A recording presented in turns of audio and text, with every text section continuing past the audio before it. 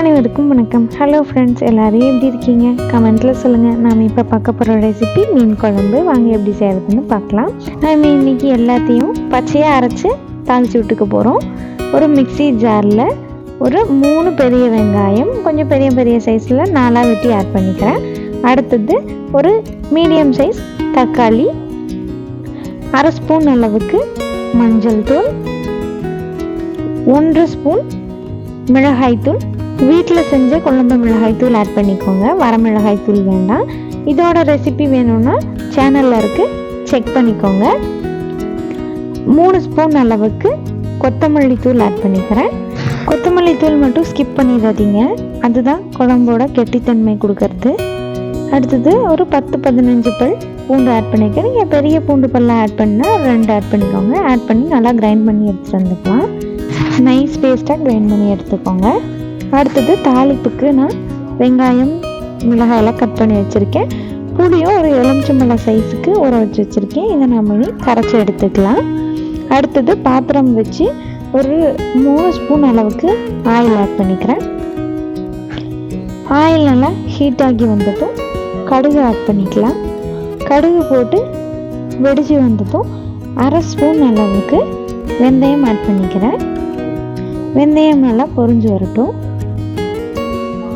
வெந்தயம் பொரிஞ்சு வந்ததும் 1/4 ஸ்பூன் அளவுக்கு ஜீரகம், 1/4 ஸ்பூன் அளவுக்கு சோம்பு ஆட் பண்ணிக்கிறேன். இது ரெண்டுமே நல்லா பொரிஞ்சதும் வெட்டி வச்சிருந்த வெங்காயம், பச்சை மிளகாய், கறிவேப்பிலை, பூண்டு எல்லாமே ஆட் பண்ணி நல்லா வதக்கி கொடுத்துக்கலாம். பூண்டு இப்போ ஒரு 20 பல் தான் சேர்த்துருக்கேன். நீங்கள் பெரிய பல் பூண்டு ஆட் பண்ணிங்கன்னா கம்மியாக ஆட் பண்ணிக்கோங்க. வெங்காயம் நல்லா வதங்கி வரட்டும், நம்ம வதக்கி கொடுத்துக்கலாம். வெங்காயம் வதங்கி இந்த அளவுக்கு கலர் சேஞ்ச் ஆனதும் நம்ம அரைச்சி வச்சுருந்த வெங்காயம் தக்காளி பேஸ்ட்டை ஆட் பண்ணிக்கலாம். மிக்சி ஜாரில் கொஞ்சமாக தண்ணி ஆட் பண்ணி அதையும் நம்ம இதுலேயே ஆட் பண்ணிக்கலாம். அடுத்தது நம்ம கரைச்சி வச்சுருந்த புளி கரைசலையும் ஆட் பண்ணிக்கலாம். புளியோட புளிப்புக்கு தகுந்த மாதிரி நீங்கள் உங்களோட புளியோட அளவை கூட குறைய மாற்றிக்கோங்க. இதை நல்லா மிக்ஸ் பண்ணி கொடுத்துக்கலாம். மிக்ஸ் பண்ணும்போதே பாருங்கள் கொஞ்சம் கெட்டியாக இருக்க மாதிரி இருக்குது. அதனால நம்ம இன்னும் கொஞ்சம் வாட்டர் ஆட் பண்ணிக்கலாம். இல்லைன்னா குழம்பு கொதிச்சு வரும்போது ரொம்ப திக்காக இருக்கும். மீன் குழம்பு திக்காக இருந்தால் நல்லா இருக்காது. தேவையான அளவு தண்ணி ஆட் பண்ணி கொடுத்துக்கலாம்.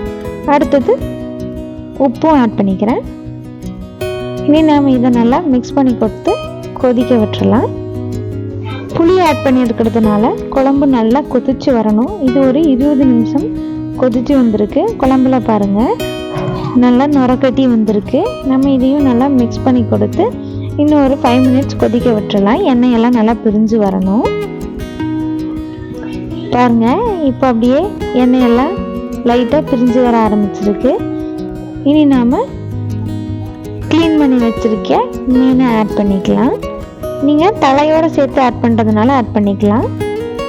நான் தலையெல்லாமே எடுத்து தான் க்ளீன் பண்ணியிருக்கேன். இனி நம்ம இதை அப்படியே குழம்புல கொஞ்சம் கொஞ்சமாக ஆட் பண்ணிக்கலாம். ஒட்டுமொத்தமாக ஆட் பண்ணினோன்னா குட்டா விழுந்துடும், நம்ம களைச்சும் விட முடியாது. அதனால் எடுத்து ஸ்ப்ரெட் பண்ணி விட்டுக்கோங்க.